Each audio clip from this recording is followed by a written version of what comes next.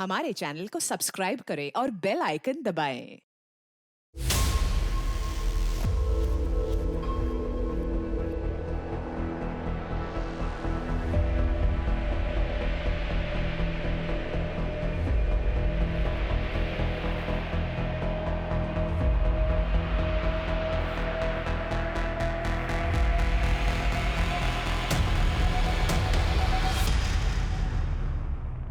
नमस्कार, आदाब। मैं अनूप सोनी क्राइम पेट्रोल सतर्क के ब्लैक हेडलाइंस अध्याय के आज के एपिसोड में आप सबका स्वागत करता हूं। आज का क्राइम पेट्रोल सतर्क ब्लैक हेडलाइंस अध्याय एक ऐसा काला अध्याय है जिसने दुनिया के सबसे नेक काम पर एक ऐसा धब्बा लगाया जो शायद ही कभी मिट सके। एक बच्चा जिसे पैसा कमाने की बहुत जल्दी थी, उसने एक ऐसी घटना को हवा दी जिससे बहुत ही अलग दुनिया में भूचाल मचा।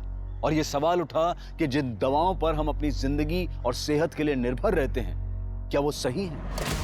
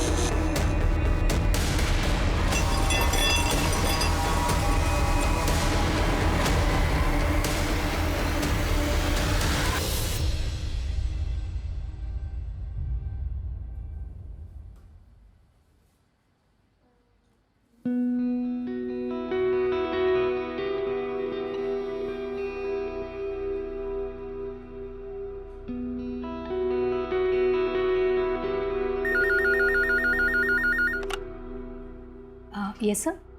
ओके, आप जा सकते हैं। Thank you. Excuse me ma'am, yes, ये आपके लिए। Thank you.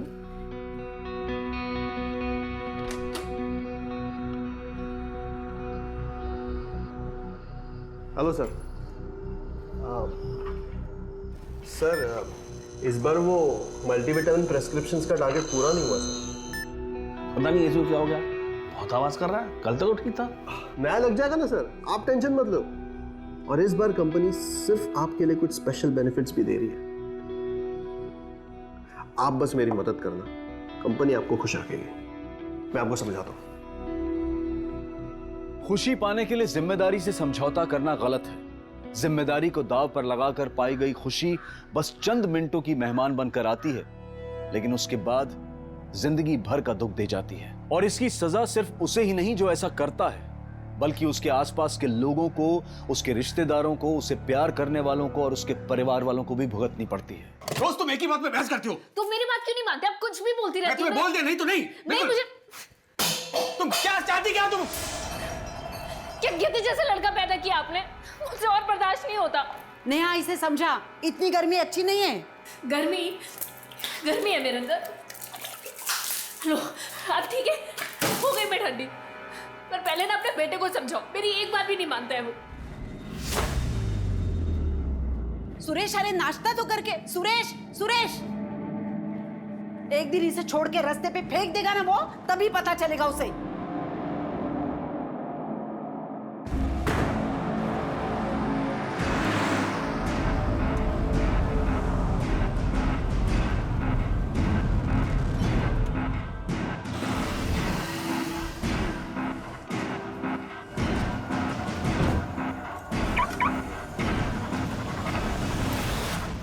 वकील साहब, अगली हियरिंग की कुछ अपडेट्स हैं आपके पास? जी, ये देखिए।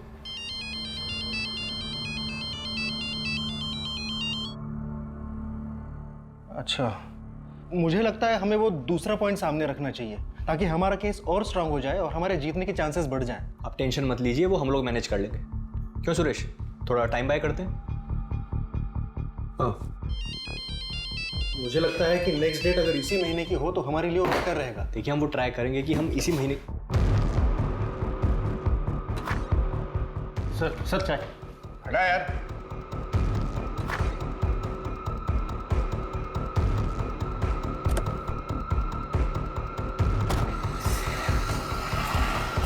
हाँ मीटिंग से उठकर चला गया। हाँ हाँ चला गया यहाँ से।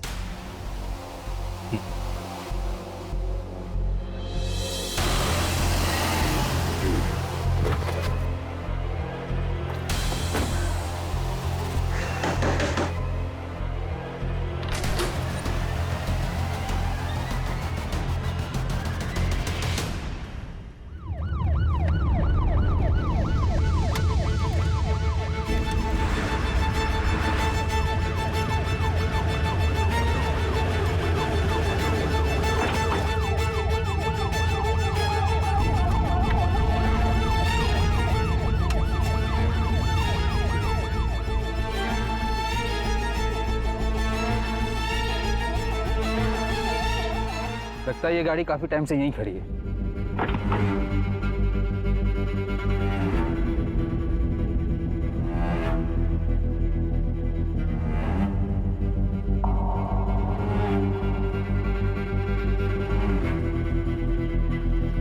कुछ मिला? नहीं सर, कुछ भी काम का नहीं है। आरटीओ से कंफर्म करो ये गाड़ी नंबर किसके नाम पर रजिस्टर्ड है। जी सर। ओके ठीक है।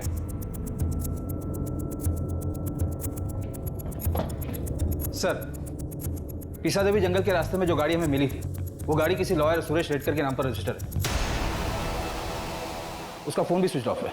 एनी मिसिंग कंप्लेंट या गाड़ी चोरी की कंप्लेंट? नहीं सर। तो पता लगाओ वकील साहब की गाड़ी जंगल में क्या कर रही थी।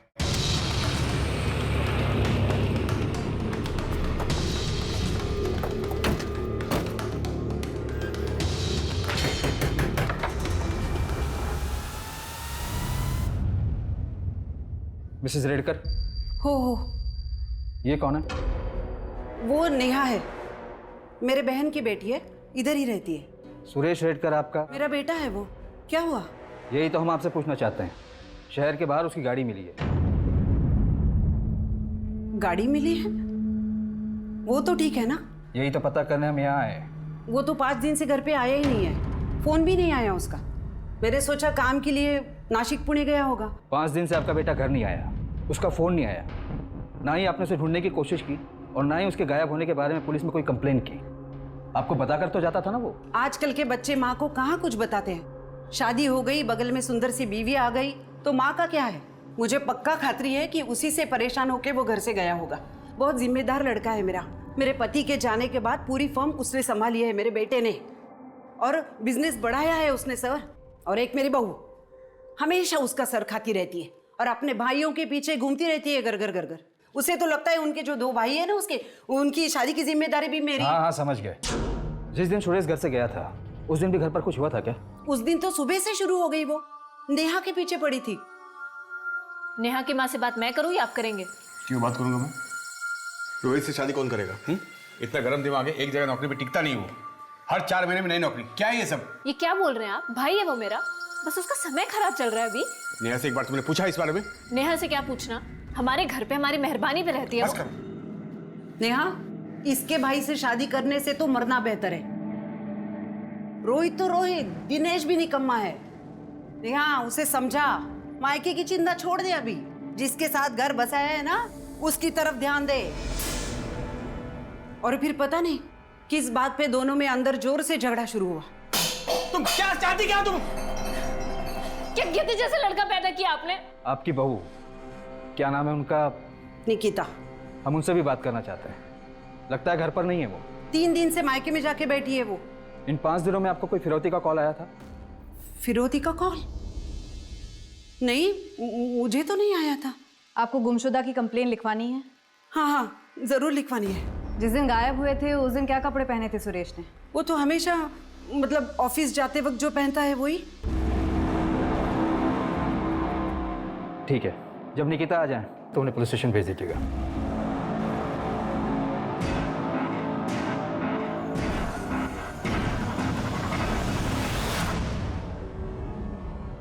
सर, ये सुरेश की फोटो। मुझे फॉरवर्ड कर दीजिए। जी। आपकी शादी सुरेश से कैसे हुई? वो तो आपसे उम्र में काफी बड़े हैं। उन्होंने कई बार मुझे अपने ऑफिस के पास देखा था, फिर शादी के लिए प्रपोज किया। आप दोनों? ये मेरे दादा हैं, रोहित और दिनेश। आपकी सासू माँ का कहना है कि आप दोनों के आपसी झगड़े की वजह से सुरेश घर छोड़कर चला गया। हाँ, झगड़ा हुआ था, लेकिन ऐसा कुछ नहीं कि वो घर छोड़कर चले जाएं। आ जाएंगे वो। वैसे भी सर, किस घर में हस्बैंड वाइफ के बीच में झगड़ा नहीं होता। सर, सुरेश की कजिन सिस्टर नेहा हमारे साथ ही रहती है। रोहित दादा बहुत अच्छे हैं, बस लक आजकल साथ नहीं दे रहा, इसलिए काम में थोड़ी प्रॉब्लम्स हैं। इन दोनों की शादी हो जाती तो सब ठीक हो जाता। और दिनेश दादा सुरेश की फर्म में ही काम करते हैं। वो लोग जो भी काम देते हैं अच्छे से करते हैं, बिना कुछ चूकिए। सुरेश ने कोई एहसान नहीं किया, तुम जैसी लड़की मिल गई उस बुड्ढे को। आपकी सास ने बताया कि बेडरूम में जाने के बाद झगड़ा और बढ़ गया था। सर, वो मेरा पर्सनल मैटर। आपके पति 5 दिन से गायब हैं। उनकी गाड़ी जंगल में मिली है, तो अभी आपका पर्सनल मैटर नहीं है, एक मिसिंग पर्सन केस है। मैडम, पर ऐसा कुछ भी नहीं हुआ था कि वो मुझे या घर छोड़कर चले जाएं। आ जाएंगे वो। आपको कोई फोन आया? I mean, फिरौती का? नहीं, मुझे तो नहीं आया, पर अगर मम्मी जी को आया हो तो मुझे पता नहीं। सुरेश किसी बात से परेशान थे या कोई टेंशन थी? हाँ सर, वो अभिजीत नायक, उनके बिजनेस पार्टनर। हाँ, मीटिंग से उठकर चला गया। हाँ, चला गया यहाँ से। ठीक है, आप लोग जा सकते हैं। हम मिसिंग कंप्लेंट के आधार पर अपनी इन्वेस्टिगेशन शुरू करते हैं। ठीक है सर, थैंक यू सर। 5 दिन हो गए हैं घर का आदमी गायब हो जाता है और घर की औरतों को कोई फर्क नहीं पड़ता है। सर, फॉरेंसिक रिपोर्ट के मुताबिक गाड़ी में कोई मारपीट और खून के निशान भी नहीं मिले। गाड़ी डैमेज होने और ब्रेक लगने के भी कोई निशान नहीं है। गाड़ी वहाँ पर बहुत आराम से पार्क की गई थी।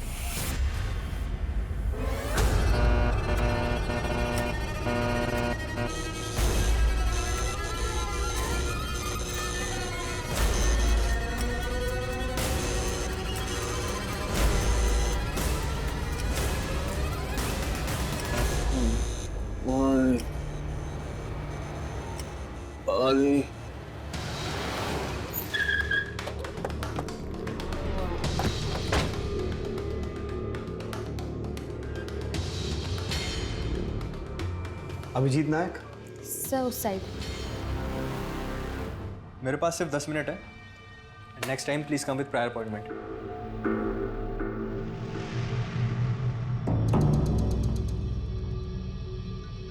मुझे नहीं पता सुरेश कहाँ है। आपने ढूंढने की कोशिश भी नहीं की? पता नहीं, पिछले कुछ महीनों से बहुत अजीब बर्ताव कर रहा था। मैंने तो उससे सवाल पूछना ही बंद कर दिया था। हमें सुरेश की गाड़ी पीसा देवी जंगल से मिली और वो पिछले 5 दिनों से गायब है। उसकी माँ और बीवी को ना तो कोई फ़ोन आया है ना ही मैसेज, और उन्होंने उसे ढूंढने की कोशिश भी नहीं की। आपने भी कोशिश नहीं की? तो आप भी कोशिश मत करो। जब कंप्लेन नहीं दी है तो केस ही नहीं बनता है ना। सुरेश की माँ और बीवी ने कंप्लेंट की है और आप हमें हमारा काम मत सिखाइए, वरना हम आपको आपका काम सिखाना शुरू करेंगे।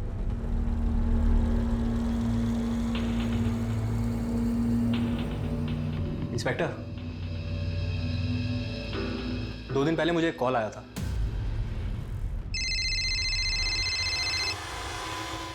एडवोकेट अभिजीत नायक। सुरेश रेडकर हमारे पास है, जिंदा वापस आइए तो 25 लाख तैयार रखना। आपको किडनैपर ने कॉल किया था और आपने इसे रिपोर्ट भी नहीं किया, और किडनैपर ने आप ही को कॉल क्यों किया? मैंने भी उसे यही सवाल किया, लेकिन मुझे क्यों फोन कर रहे हो? क्योंकि हमें औरतों से बात नहीं करनी। पर मेरा क्या लेना देना इससे? तुम उसके पार्टनर हो ना, पैसा तुम्हारे पावर में ही होगा। देखो सुनो, तुम्हें कोई गलतफहमी हुई है ऐसा कुछ? पैसा जमा करके रखना, फिर फोन करूंगा।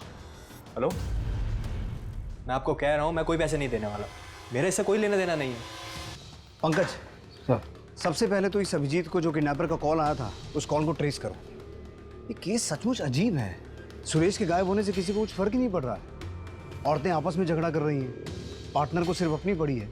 रैंसम कॉल को कोई इतना कैजुअली कैसे ले सकता है? हो सकता है फिरौती का कॉल अभिजीत की ही साजिश हो, 25 लाख ऐंठने के लिए। ये लॉयर है, गेम प्लेयर भी हो सकता है। इसकी पूरी कुंडली निकालो। और सुरेश के कॉल रिकॉर्ड्स और फोन ट्रैकिंग रिपोर्ट का क्या स्टेटस है? आते ही होंगे सर। रिश्ते कभी एक दूसरे के लिए जान देने वाले तो कभी एक दूसरे की जान लेने वाले। सुरेश के रिश्ते बहुत अजीब थे। उसकी मां और उसकी बीवी ने अपने आपसी तनाव की वजह से सुरेश के गायब होने के 5 दिन बाद तक ना तो उसकी कोई पुलिस कंप्लेंट की और ना ही उसे ढूंढने की कोशिश की, और उसके पार्टनर ने भी यही किया। लेकिन क्यों? क्या सुरेश उन्हें अपनी जिंदगी में नहीं चाहिए था? या फिर सुरेश इन लोगों से इतना उकता गया था, परेशान हो गया था कि वो खुद इनसे दूर चला गया।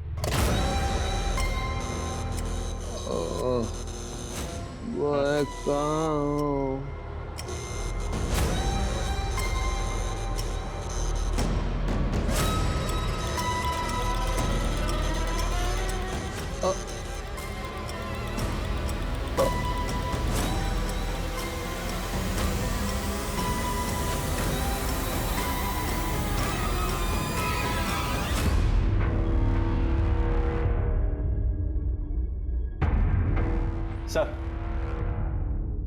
तो आज टाइम है आपके पास? सर एक बात है जो उस दिन मैं आपको बताना भूल गया था। एक और बात? जी एक और बात। एक और कॉल? जी नहीं। देखो दिनेश, मैं ये सब नहीं कर सकता, लेकिन ये पेपर चाहिए किसको? सर निकिता को चाहिए, और किसको? निकिता को डिवोर्स पेपर चाहिए? पर क्यों? सर डिवोर्स देना चाहती है इसलिए, और उसने कहा है कि इस बात की खबर जीजा जी को नहीं लगनी चाहिए। निकिता ने डिवोर्स पेपर्स मांगे थे?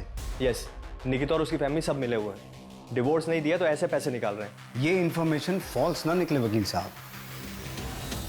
लेकिन सर, निकिता ने हमें डिवोर्स के बारे में कुछ नहीं बताया। क्या सुरेश की माँ को इस बारे में पता है? बात यहाँ तक आ गई और मुझे पता भी नहीं चला। मेरे बेटे को कुछ हो तो नहीं जाएगा ना? मैं अभिजीत को बार बार फोन कर रही हूँ तो वो बोल रहा है कि कोई कॉल आया ही नहीं। वहाँ ऑफिस में एक कांस्टेबल पोस्टेड है, जैसे ही कोई कॉल आएगा हम आपको बता देंगे।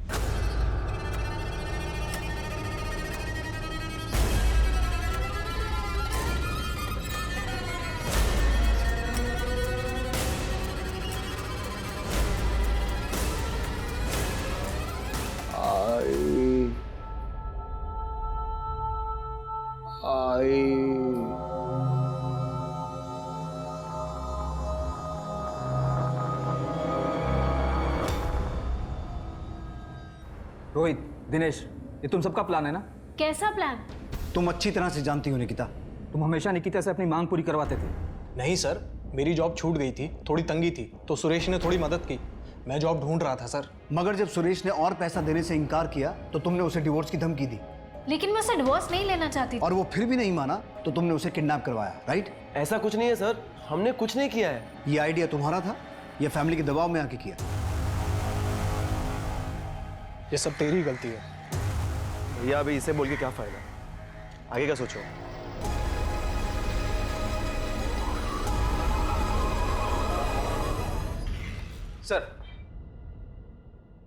सर, जिस दिन सुरेश गायब हुआ था उस दिन ज्यादातर मिस कॉल निकिता के ही थे, और उसी दिन सुरेश ने एक अनसेव्ड नंबर पर 2 बार कॉल किया था।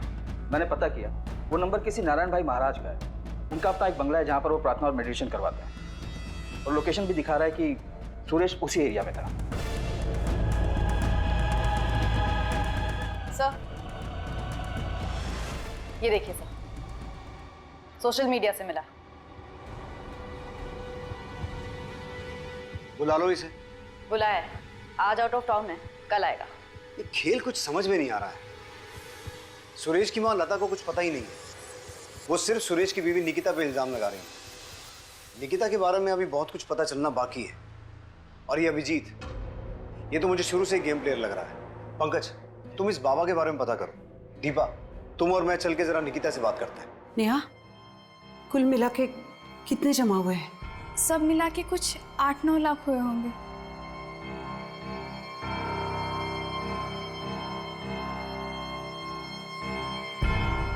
देखिए, हम पूरी कोशिश करेंगे कि अगली डेट पर पूरा केस खत्म हो जाए। एक सेकंड। हेलो। हेलो अभिजीत, मैं सुरेश की माँ बोल रही हूँ। जी माँ जी, बोलिए, कैसे फ़ोन किया? फिर से किसी का फ़ोन आया था क्या? मतलब वो किडनैपर्स का? नहीं माँ जी, अभी कोई कॉल नहीं आया, और आता है तो मैं सबसे पहले आपको बताता हूँ, ठीक है? लेकिन उसके लिए कॉल भी तो आना चाहिए ना। अब मैं चाहूँ, एक मीटिंग में बैठा हूँ ज़रा। अभिजीत, और एक बात करनी है मुझे। वो मैंने पैसों के बारे में बोला था, उसका इंतज़ाम हो गया? माँ जी, पैसे हैं, ऐसा नहीं है कि सोचा और सामने प्रकट हो गए, और मैं अरेंजमेंट कर रहा हूँ। लेकिन देखिए, बुरा मत मानिए, Suresh as a partner company में कम ही काम करता था। सारी मीटिंग्स, कोर्ट केसेस मैं ही हैंडल करता था।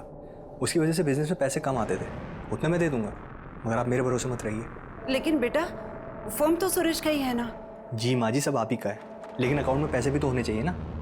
मैं देखता हूँ, अभी मीटिंग में हूँ, बाद में कॉल करता हूँ। सुनो अभिजीत, ऐसे कैसे तुम? हेलो,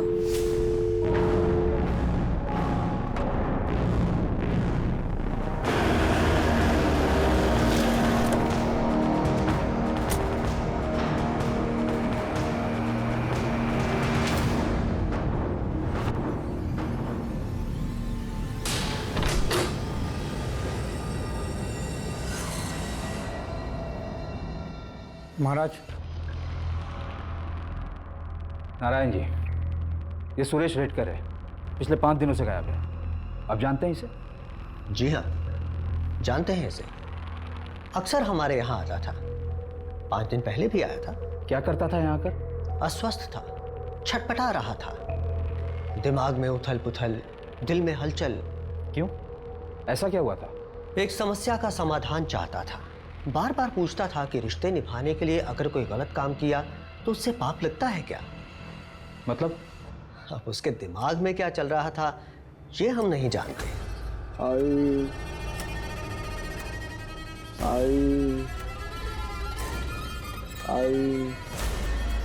सोचा बेटा, आराम से सोचा।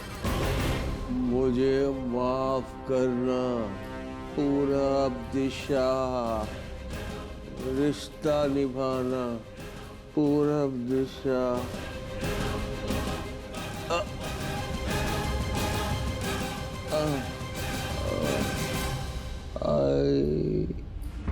आप नारायण भाई महाराज को जानती हैं? जी नहीं। आपका पति तो बार बार उनसे पूछता था कि रिश्ता निभाने के लिए अगर कुछ गलत किया तो उससे पाप लगता है या नहीं। इसका क्या मतलब है? कुछ समझा सकती हैं आप? मुझे नहीं पता। सबसे ज्यादा रिश्ता तो आपके परिवार से निभाने की कोशिश कर रहा था वो। क्यों? इसके बारे में तो मालूम होगा तुम्हें। हमारे बीच ऐसा कुछ नहीं था, हम बस थोड़े टाइम के लिए साथ थे। लेकिन इसे देखकर ऐसा लग तो नहीं रहा। पुराना प्यार फिर लौट आया, सुरेश बीच में आ रहा था, इसलिए उसे रास्ते से हटाने के लिए किडनैपिंग का प्लान बनाया। ये क्या बोल रहे हैं आप? हमारे बीच अब ऐसा कुछ भी नहीं है, और मेरे और सुरेश के बीच भी अब रिश्ते बेहतर हो रहे थे। और फिर भी तुम्हें उससे डिवोर्स चाहिए था? वो मैं उसे सिर्फ धमका रही थी। किस बात के लिए? ताकि वो मेरी बातें मान ले। तुम्हारा और निकिता का अफेयर था, और शादी के बाद पिछले कुछ दिनों में फिर से शुरू हो गया। तुमने सोचा इस सब को ठीक करने का एक ही रास्ता है, सुरेश को रास्ते से हटाना। पहले एविडेंस लेकर आओ और फिर मैं मेरा जवाब दूंगा। यहाँ कोर्ट के बाहर नहीं, कोर्ट के अंदर। मैं निकिता से मिलता हूँ, लेकिन मेरी भी अब शादी हो चुकी है। And my wife is beautiful then Nikita.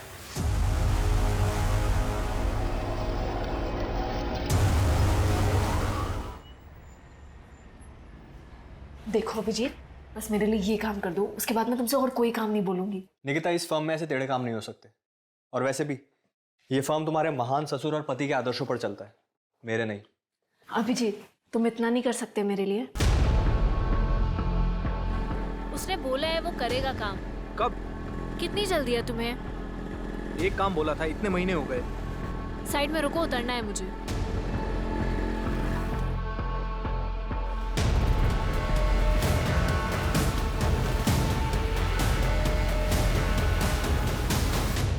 Madam, अगर किडनैपर्स का फोन आता है तो मैं आपको खबर कर दूंगा, मगर आप इस तरह मेरे ऑफिस में आकर मत बैठा करें। क्लाइंट्स के सामने अच्छा नहीं लगता है।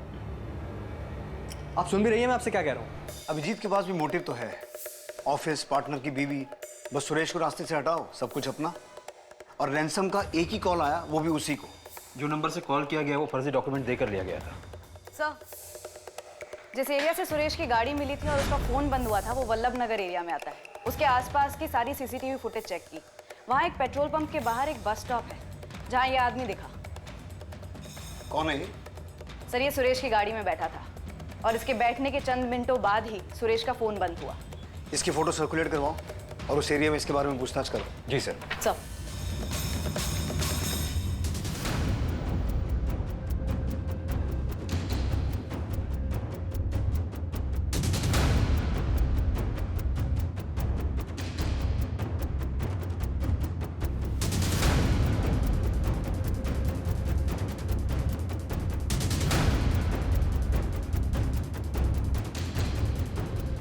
पुलिस ने उस अनजान आदमी को ढूंढने में पूरी ताकत लगा दी, लेकिन उस वक्त तक जिन पर भी पुलिस को शक था उनके खिलाफ पुलिस को कोई पुख्ता सबूत नहीं मिले थे और उन्होंने भी उस अनजान आदमी को नहीं पहचाना या शायद जानबूझकर पहचानने से इनकार कर दिया। पुलिस को कोई रास्ता नजर नहीं आ रहा था और 3 दिन बाद ही पुलिस के हाथ एक ऐसा सुराग लगा जिसने इस केस को अचानक एक पेचीदा रुख दे दिया। घर से झगड़कर निकला सुरेश काफी दिनों से गायब है। किसी को पता नहीं चल पा रहा था कि सुरेश को आसमान खा गया या जमीन निकल गई।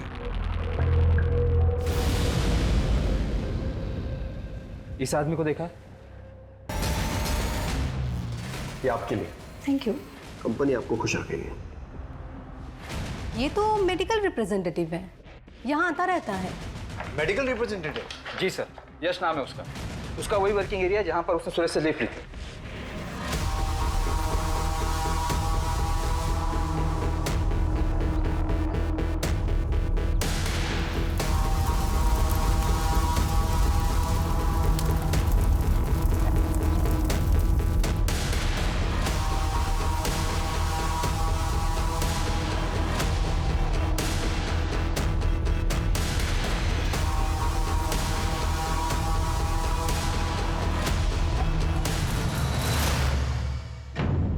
हाँ सर, मैंने इनसे लिफ्ट ली थी, आदर्श नगर से तुकई नगर। ये आदमी उसी दिन से गायब है, किडनैप किया गया है। सुरेश नाम है इसका। वैसे तुम कहाँ रहते हो? तुकई नगर। तो फिर आदर्श नगर कैसे जाना हुआ? सर एक्चुअली मैं एक MRO और डॉक्टर के पास उसी सिलसिले में एक मीटिंग थी, इसलिए मैं आदर्श नगर गया था। आप चाहे तो डॉक्टर सालगांवकर से पूछ सकते हैं, उनका वहीं पर एक क्लिनिक है। और वापस आते वक्त मैंने काफ़ी टाइम बस के लिए वेट किया लेकिन बस आई नहीं, इसलिए मैंने इनसे लिफ्ट ली।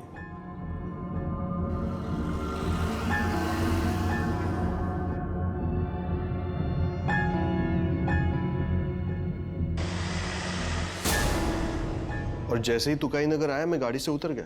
उस दिन कुछ अजीब बात हुई या फिर ऐसा कुछ नोटिस किया? सुरेश से बातचीत हुई तो उसने कुछ बताया कि वो कहाँ जा रहा है? सर उनसे तो कुछ बात हुई नहीं, वो पूरा टाइम चुपचाप ही थे। पुलिस अब इस केस में एक डेड एंड पर पहुंच गई थी। किसी के खिलाफ कोई सबूत नहीं था और ना ही कोई गवाह था। सुरेश का पार्टनर अभिजीत, उसकी मां लता, सुरेश की पत्नी निकिता, ये सभी शक के दायरे में थे, लेकिन पुलिस के पास इनके खिलाफ कोई सबूत नहीं था। और जहां तक यश का सवाल था, यह हो सकता था कि यश इत्तेफाक से गलत समय पर गलत जगह पर था, लेकिन यश सुरेश के साथ देखा गया आखिरी शख्स था, इसीलिए वो शक के दायरे में आ गया और पुलिस ने यश पर कड़ी नजर रखी।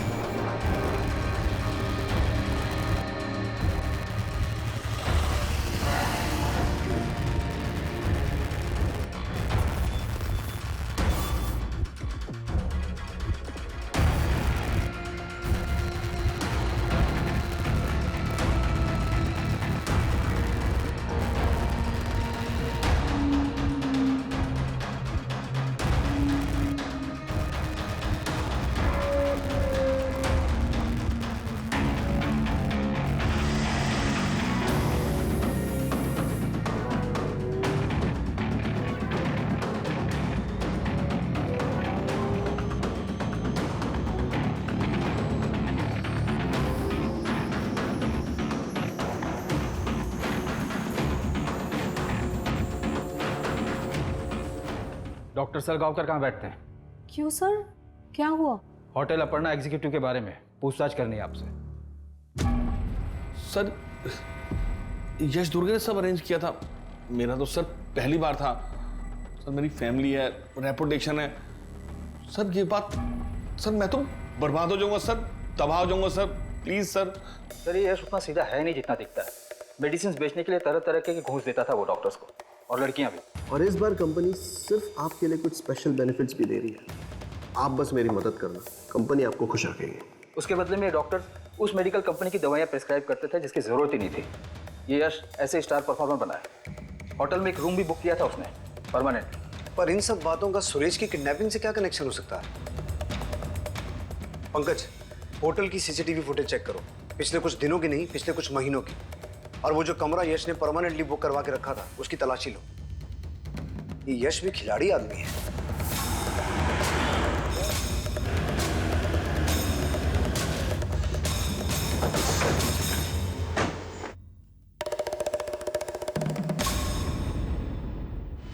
ये लड़का यहाँ आता था? हाँ सर। ये जिस रूम में ठहरता था उसकी चाबी दीजिए। Okay sir.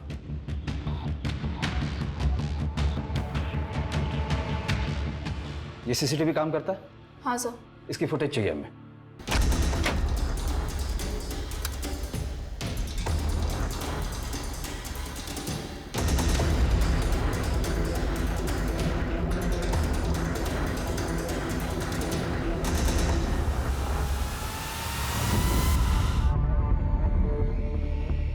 सर यश हमेशा एक ही लड़की को अपने क्लाइंट के पास भेजता था, उसका नाम माया है।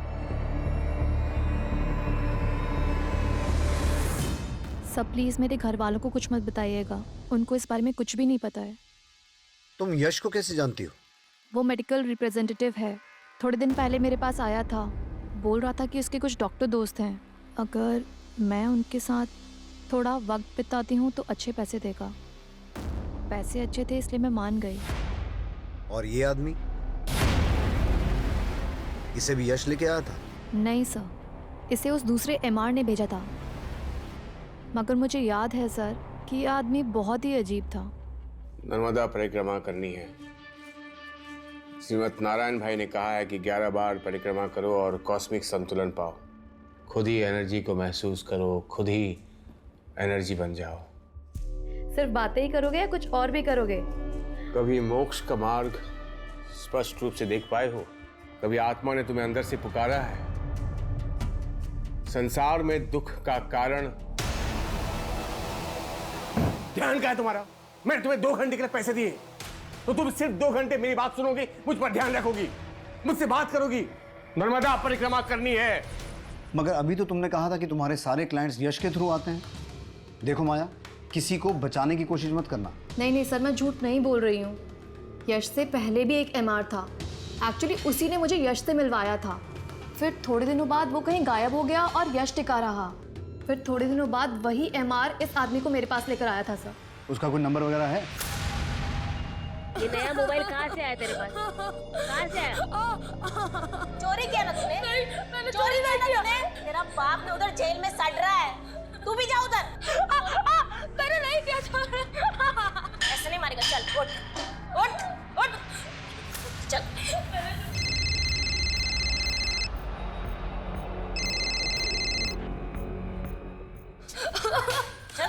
चल बता बता सर। आप मारिए मत उसे। सब ये मोबाइल पूछे इसे कहाँ से आया? इतना मेहनत करके ना इसको पाला बड़ा किया, हा? और ये बाप की तरह चोरी कर रहा है। अच्छा बेटा, नाम क्या है तुम्हारा? आयुष।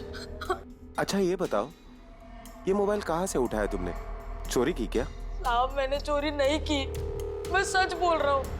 मैंने वो खुद के पैसों से खरीदा है। फिर तुम्हारे पास इतने पैसे कहाँ से आए? सर एक आदमी था, वो मुझसे पेट्रोल खरीदवाता था। साहब वो मुझे पैसे देता था, 2 लीटर पेट्रोल के 1000 रुपए देता था।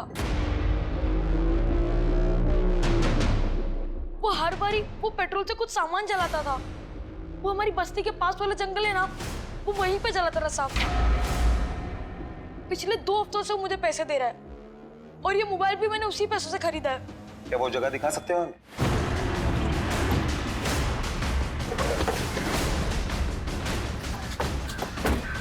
कहाँ पे बेटा? वहां पर।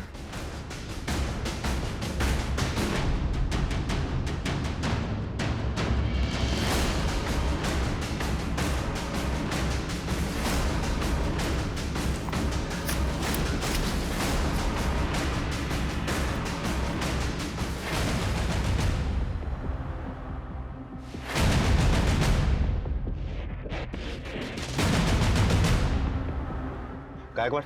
जी सर। फॉरेंसिक टीम को कॉल करो। Okay sir. अभिजीत तुम्हें इतने कॉल्स कर रही हूँ, इतने मैसेजेस कर रही हूँ, एक का भी रिप्लाई नहीं। तुम जो बोल रही हो वो नहीं हो सकता, मुझे इन सबसे दूर रखो प्लीज। पर अब प्रॉब्लम क्या है? प्रॉब्लम ये है कि मुझे नहीं करना ये सब कुछ। पर तुम तो मान गए थे ना, अब क्या अचानक से? मेरा मन बदल गया है, मुझे वो सब नहीं करना है। प्लीज तुम हटो यहाँ से, हट जाओ यहाँ से। अभिजीत मेरी बात नहीं सुननी मुझे। अभिजीत वो आदमी दिखते कैसे था, बता सकते हो? कितनी बार मिले हो तुम उसे? 10-12 बार। आयुष, उसका स्केच बनाने में तुम्हें हमारी मदद करनी पड़ेगी।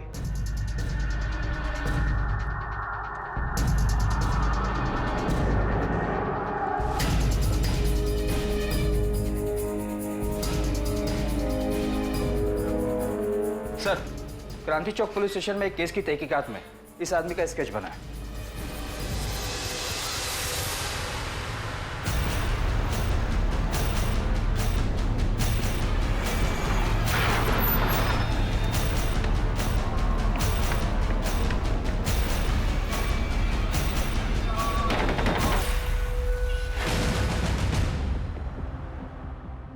सिर्फ आपके लिए कुछ स्पेशल बेनिफिट्स भी दे रही है।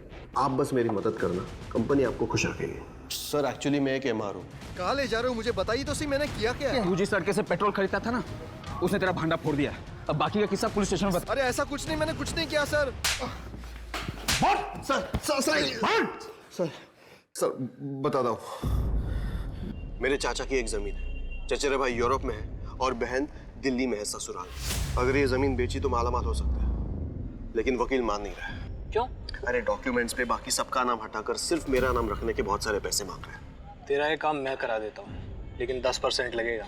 कमीशन दिया, मगर इतना टेढ़ा काम कोई वकील वगैरह हो तो ही हो पाता है, क्योंकि जमीन के पेपर्स में हेरा फेरी करना उनके लिए उतना मुश्किल नहीं होता। इसी को किडनैप करते हैं। जब तक सुरेश ऑफिस में नहीं है, उसके पार्टनर से पेपर बनवा लेंगे। किडनैपिंग का पैसा भी तो मिलेगा ना। फिर हमने किडनैपिंग की पूरी प्लानिंग की।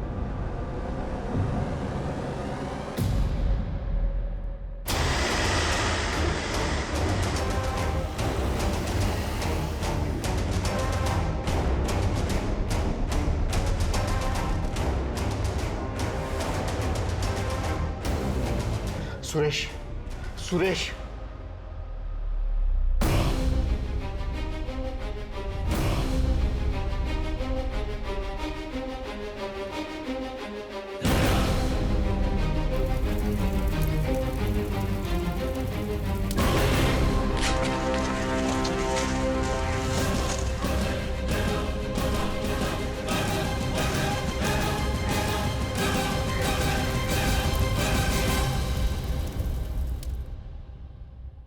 ये मैंने अकेले नहीं किया। कौन था तेरे साथ? सारा प्लान तो उसी का था।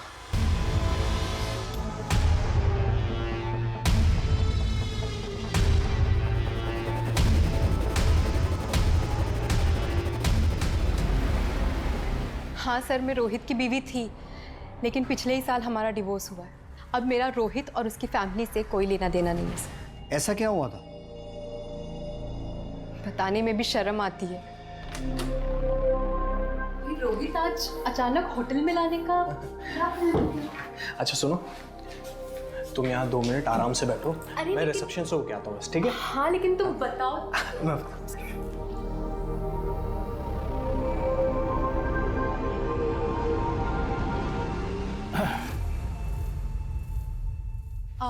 आप कौन? अरे आप तो यूं ही शर्मा रही हैं। आप नजदीक मत आओ। अरे आप तो खामखा घबराती। क्या बदतमीजी है? रोहित! रोहित! रोहित! अरे रोहित, तुमने इसे बताया नहीं क्या? मेरा टाइम क्यों बर्बाद किया? आप मुझे 2 मिनट दीजिए, मैं इसे समझाता हूँ सर। रोहित, देखो मेरी बात ध्यान से सुनो शिल्पा, ये बहुत बड़े डॉक्टर हैं, मेरा सारा काम कर देंगे। बस तुम्हें इनके साथ थोड़ा सा वक्त गुजारना होगा।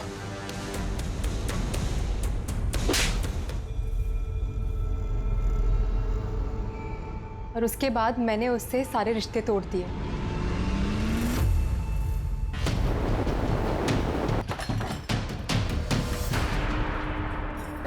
सर चल।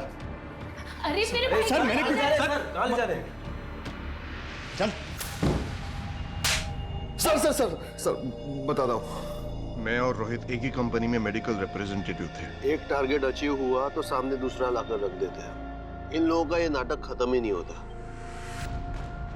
सच बोल रहा हूँ यार, ये टेंशन अब झेला नहीं जाता। जॉब है तो टेंशन है, नहीं है तो डबल टेंशन है। मेरे पास तो बिल्कुल पैसे नहीं है। निकिता के ससुराल से जो आता है उससे महीने का खर्च चलता है, लेकिन सुरेश और उसकी माँ दोनों बहुत खड़ूस हैं। ऊपर से डिवोर्स में बीवी को पैसे देने पड़ते हैं। कैसे जीऊंगा यार? मुझे पैसे चाहिए किसी भी हालात में। तेरी बीवी ने तुझसे डिवोर्स मांगा और सुरेश के पिता ने डिवोर्स दिलवाने में तेरी बीवी की मदद की। ये बात तेरे दिमाग में बैठ गई। तू मौका ढूंढ रहा था और इसी वजह से तूने सुरेश को अगवा किया। सर हम दोनों बहुत बड़ी प्रॉब्लम में थे। हम दोनों को पैसे की सख्त ज़रूरत थी और मेरी तो जॉब भी नहीं थी सर। मेरा रिकॉर्ड ख़राब होने की वजह से कहीं लग भी नहीं रही थी। मैंने और यश ये सोचा कि आसानी से पैसा कैसे कमाया जाए। मेरे चाचा की एक जमीन है, चचेरे भाई यूरोप में है और बहन दिल्ली में है, ससुराल में। तो अगर ये जमीन बेची तो मालामाल हो सकते हैं, लेकिन वकील मान नहीं रहा है। क्यों? अरे डॉक्यूमेंट्स पे बाकी सबका नाम हटाकर सिर्फ मेरा नाम रखने के बहुत सारे पैसे मांग रहे हैं, और उतने पैसे है नहीं मेरे पास।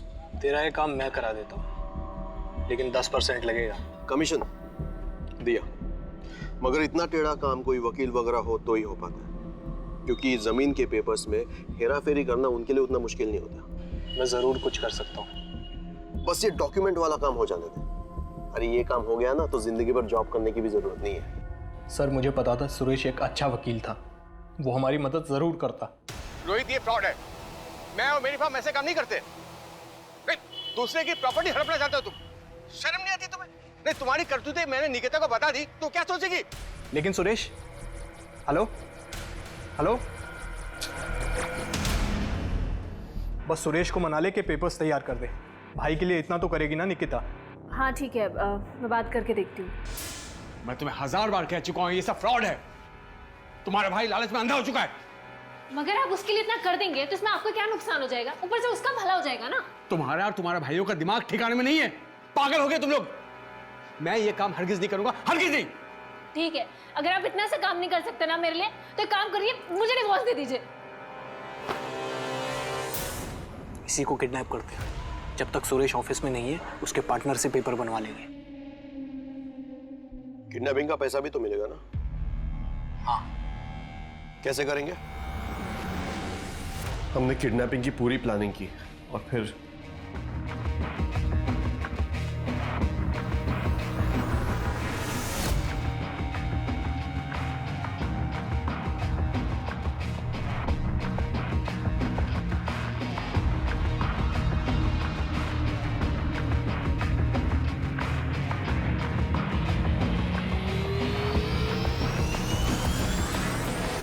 माँ, ये दवाई दिन में 2 बार देनी है। 2 इंजेक्शन 2 बार। सुन रही हो ना माँ? यार ये कर तो पाएंगी ना? अरे तू टेंशन मत ले, कर ले। माँ 2 इंजेक्शन 2 बार, ठीक है? हाँ। पकड़ो, चलो।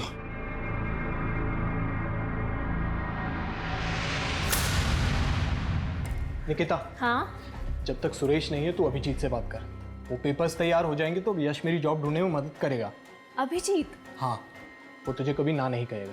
लेकिन मैं भाई के लिए इतना तो कर ही सकती है ना निकिता, वरना मैं मर जाऊंगा। निकिता जो तुम कह रहे हो मैं नहीं कर सकता वो। प्लीज ना अभिजीत। ये सब करके मेरा क्या फायदा? और सुरेश को पता चल गया तो और बखेड़ा खड़ा कर देगा। तुम जानती हो उसे, वो अभी भी सीनियर पार्टनर है मेरा। पर वो नहीं है ना अभी। लेकिन आ जाएगा ना।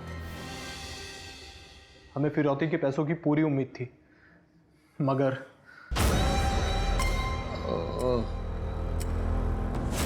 मैं कहाँ?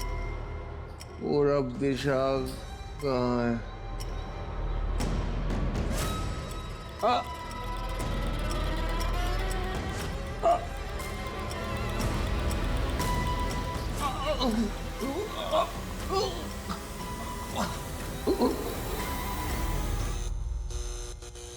सुरेश शायद ड्रग ओवरडोज हो गया।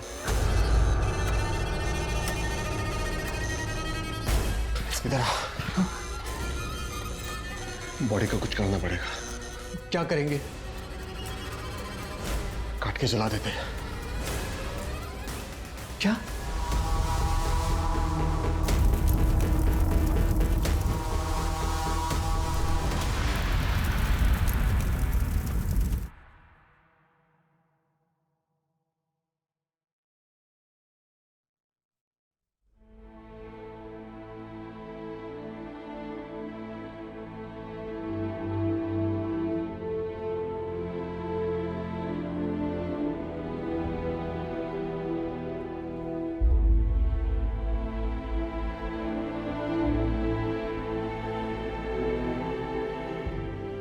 इस केस के दौरान मेडिकल प्रोफेशन की एक डार्क साइड सामने आई, जिसमें मेडिकल रिप्रेजेंटेटिव यानी कि एमआर और डॉक्टर्स तक सभी शामिल थे। रोहित ने अपनी बहन के साथ जबरदस्त विश्वासघात किया और उसी तरह से यश और उस डॉक्टर ने भी उन पर भरोसा करने वाले पेशेंट्स के साथ विश्वासघात किया। ये कहानी सिर्फ एक गुनाह की नहीं है, बल्कि रिश्तों में अपने ही लोगों द्वारा किए गए विश्वासघात की भी है। जैसे कि हर प्रोफेशन में भले और बुरे लोग होते हैं, वैसे ही मेडिकल प्रोफेशन का भी है। लेकिन इस प्रोफेशन के कुछ बुरे लोगों की वजह से लोगों की जिंदगियां दांव पर लग जाती हैं और पूरे प्रोफेशन का नाम बदनाम हो जाता है।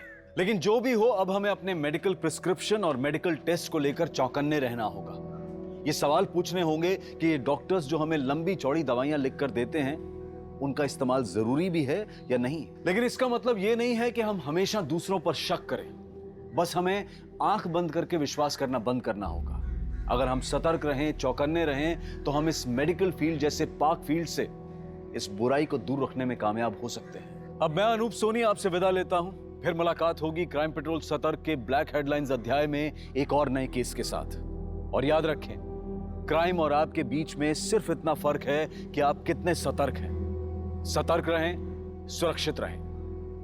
जय Hind. For more updates, subscribe to our channel, click the show links and enjoy watching the videos.